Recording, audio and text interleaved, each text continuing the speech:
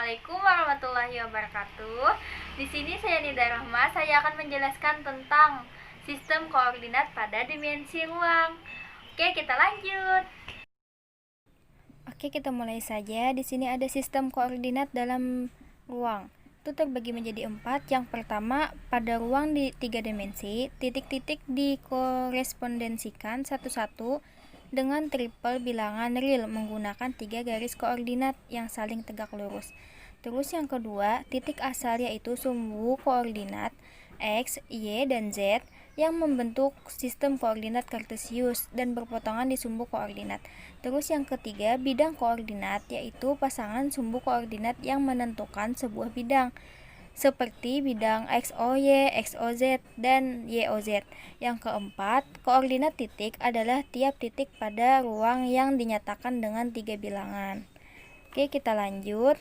Di sini ada jarak 2 buah titik dalam ruang dimensi 3. Nah, misalkan titik fungsi P1, X1, Y1, Z1, dan P2-nya X2, Y2, Z2 adalah titik-titik pada ruang 3 dimensi. Terus jarak D di antara P1 dan P2 adalah, nah di sini ada rumusnya. Apabila kita hendak menentukan jarak P1 dan P2 tuh, jadi D-nya sama dengan akar X2 dikurang X1 kuadrat ditambah X2 dikurang Y2 kuadrat ditambah Z2 dikurang Z1 kuadrat. Contohnya, hitunglah jarak antar titik-titik akar 3, 2, 0, dan 0, 5, akar 2. Jadi penyelesaiannya kita substitusikan aja dari rumus yang di atas. Dapatlah D sama dengan akar 0 dikurang akar 3 kuadrat ditambah 5 dikurang 2 kuadrat ditambah akar 2 dikurang 0 kuadrat. Jadi kita operasikan, mendapatlah hasilnya D sama dengan akar 14.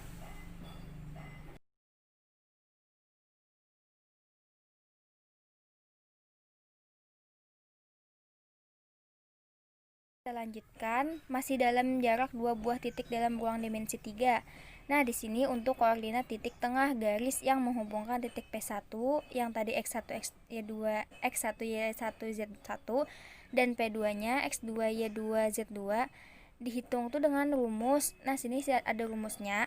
Jadi X1 ditambah X2 per 2, Y1 ditambah Y2 per 2, Z1 ditambah Z2 per 2. Jadi contohnya, hitunglah titik tengah garis yang menghubungkan titik-titik P1 yaitu min 2,0,4 dan P2-nya yaitu 4, min 2,2. Jadi penyelesaiannya kita masukkan ke rumus yang tadi, kita substitusikan. Jadi titik tengahnya tuh min 2 ditambah 4 per 2, 0 ditambah min 2 per 2, 4 ditambah 2 per 2. Jadi hasilnya 1, min 1,3. Jadi titik tengah yang menghubungkan garis titik P1 dan P2 adalah 1, min 1,3. Itu.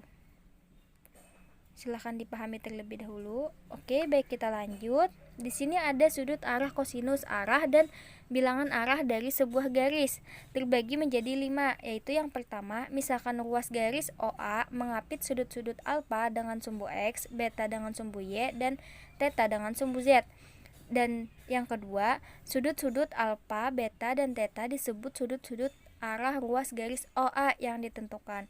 Jadi cos alfanya sama dengan OAX per OA, cos betanya sama dengan OAY per OA, cos tetanya sama dengan OAZ per OA.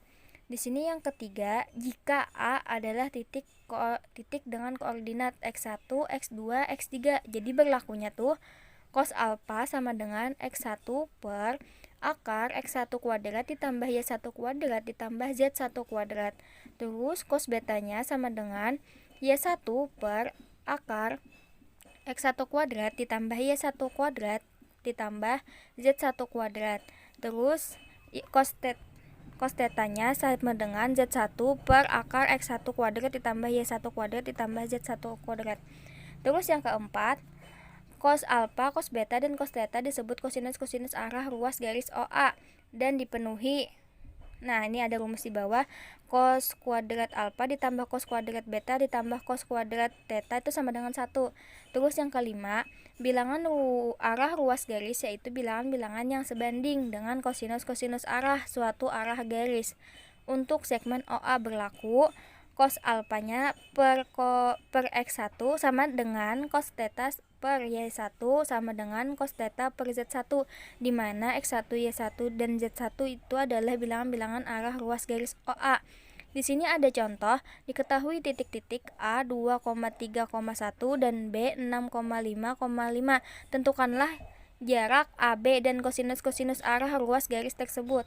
Nah, di sini penyelesaiannya jarak titik A ke B itu kan tadi sudah kita ketahui rumusnya. Jadi kita substitusikan, maka didapat akar 6 dikurang 2 kuadrat ditambah 5 kurang 3 kuadrat ditambah 5 dikurang 2 kuadrat.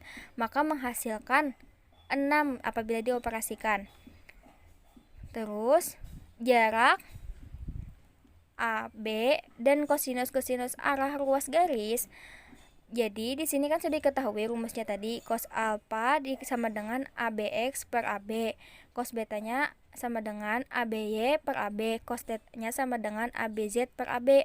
Jadi sama dengan cos alfa, cos beta, cos theta tuh sama dengan 6x per 6, 6y per 6, 6z per 6. Jadi hasilnya x, y, z-nya tuh sama dengan 1,1,1. Bisa dipahami terlebih dahulu. Oke, baik, kita lanjut ke koordinat tabung dan bola. Di sini sistem koordinat tabung menggunakan koordinat kutub R di mana R itu lebih dari sama dengan 0 dan theta di mana tetanya kurang dari 2pi lebih dari sama dengan 0 sebagai ganti koordinat kartesius X, Y, dan Z pada bidang. Terus titik P mempunyai koordinat bola P, theta, himpunan kosong. Jika P-nya di mana P lebih besar daripada sama dengan 0 dan jarak OP dari titik-titik asal ke P aksen. Terus di mana tetanya tuh lebih kurang dari 2pi lebih besar dari sama dengan 0 adalah sudut kutub yang berhubungan dengan proyeksi OP terhadap bidang XY yaitu OP. Terus himpunan kosongnya tuh lebih besar kurang dari P dan kurang dari sama dengan 0 adalah sudut antara sumbu Z dan sumbu ruas garis OP. Terus di sini kita lanjutkan dari yang tadi. Titik P dapat digambar dalam koordinat kartesius, koordinat tabung, dan koordinat bola.